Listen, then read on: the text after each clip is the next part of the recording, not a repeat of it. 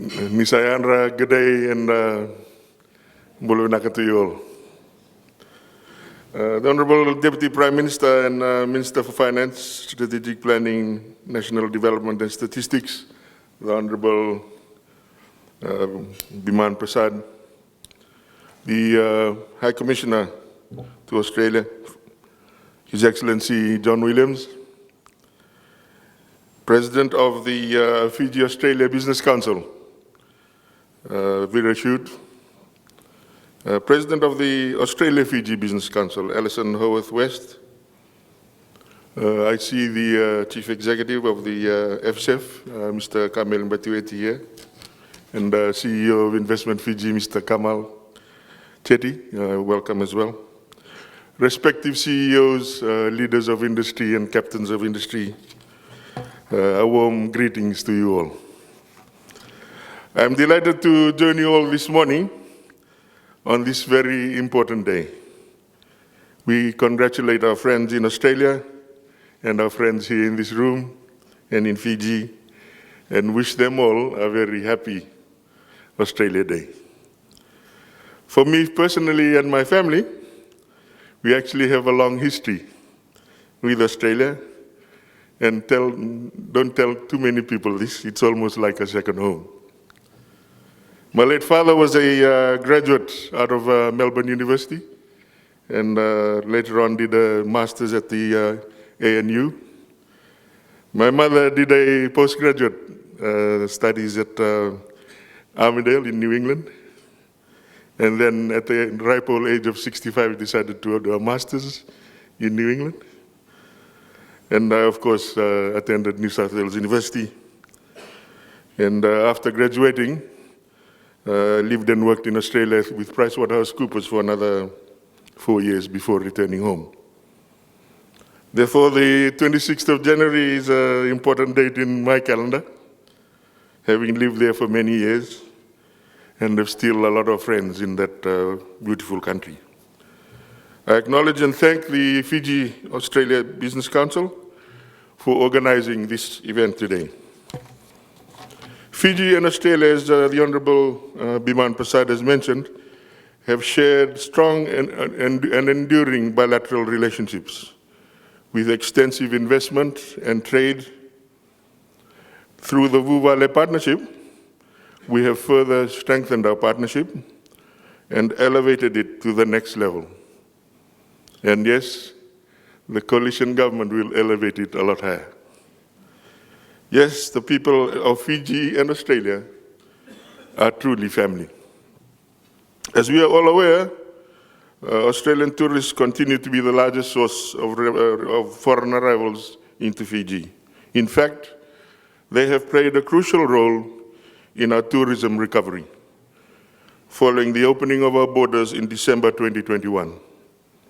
Just last month, we welcomed over 42,000 Australian visitors to our shores.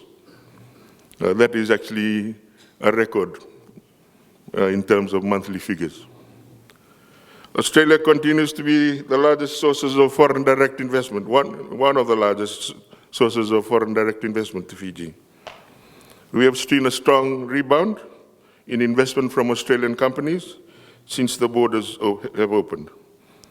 In the previous financial year, there were over 40 registered investment projects from Australia across 10 different sectors, valued at over 56 million. We continue to see a number of investment projects in the pipeline coming through from Australia across a broad range of sectors. And that talks to the diversification that the Honorable Biman is talking about. In education, renewable energy, green technology, ICT infrastructure, and business process outsourcing, just to name a few. Fiji has all the necessary ingredients to become a key economic player and a regional hub. Our renowned culture of hospitality and resourcefulness, combined with our strategic location and world-class internet connectivity, means that it is well positioned to deliver exceptional value for our customers. As again mentioned by Professor, Australia is the largest and most diverse export destination from Fiji, and we're seeing more opportunities to export niche, high-end products into the Australian market. Since the trial commercial commercial importation of kava in Australia, which began in December 2021, Fiji has exported nearly 50 tons of kava worth over 4 million and has over 150 registered kava exporters. We hope that full commercial exportation of kava might start soon.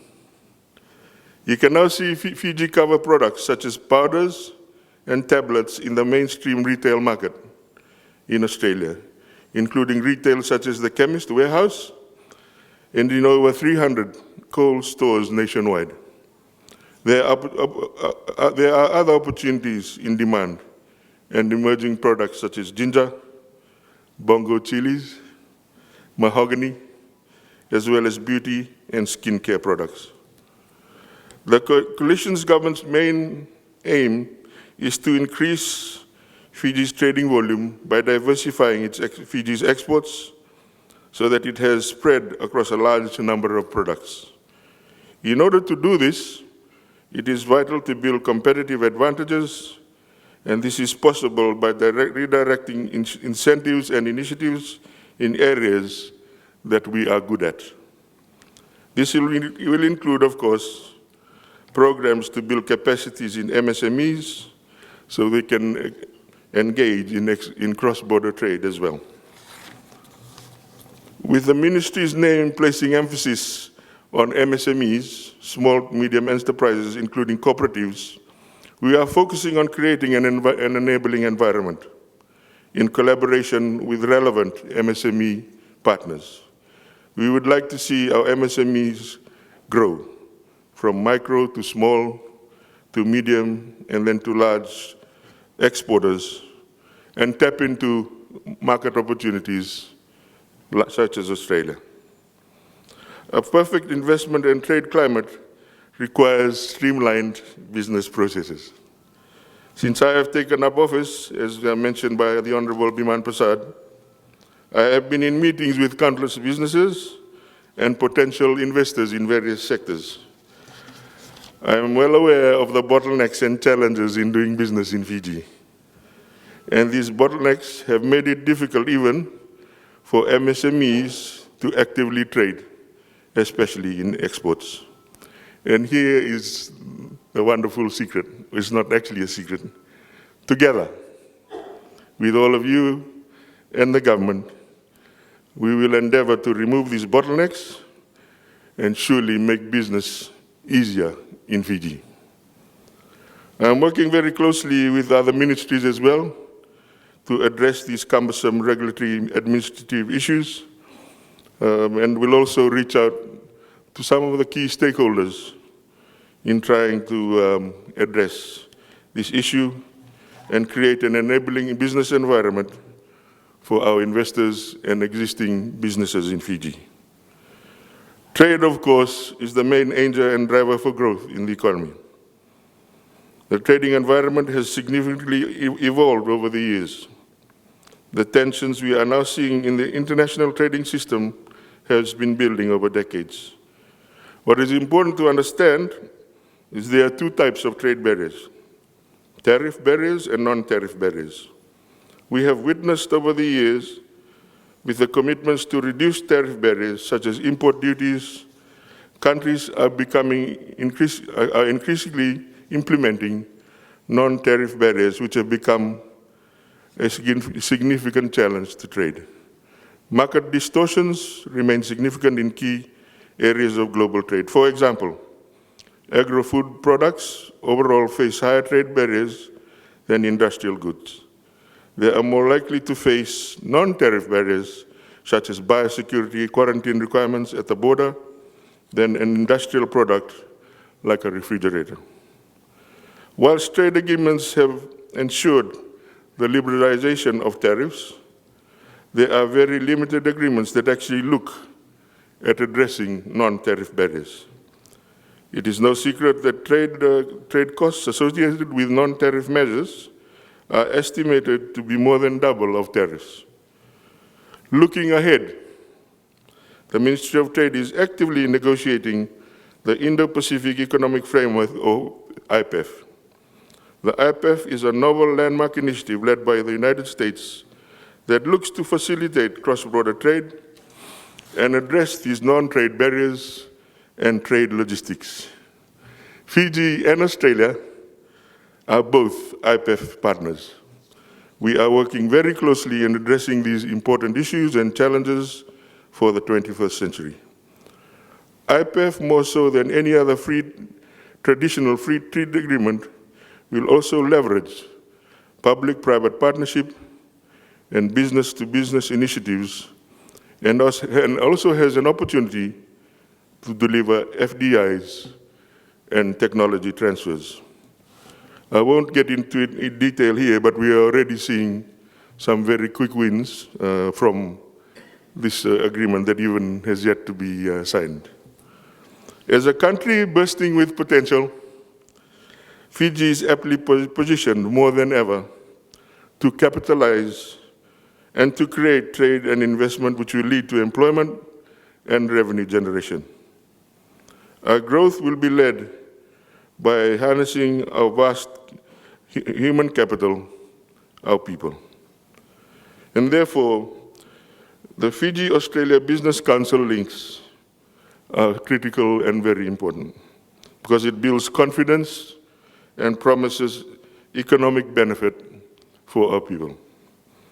This is why it is so important for us to continue to working together, and that is why the Minister for Finance and myself are here today. So as we are making progress together to bring to fruition our shared aspirations, we must continue to identify clear priorities that require our collective commitment. I thank the many businesses that are present here today this morning for showing your commitment towards building our nation and capitalizing on these new opportunities. I must say, everyone here is important in embracing Fiji's development and unlocking the talent of our people. Let us seize our future and delve deeper into these new opportunities to secure a better future, one where we can achieve more together.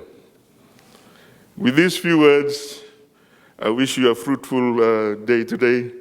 I wish our fellow Australian brothers and sisters a very happy Australia Day. I'm sure there'll be a lot of Fosters open today. And like I said, I am sure, and the Honourable Prime Minister agrees, there are better days ahead for economic development and prosperity in our country. Nakasakavalevu, and God bless you all.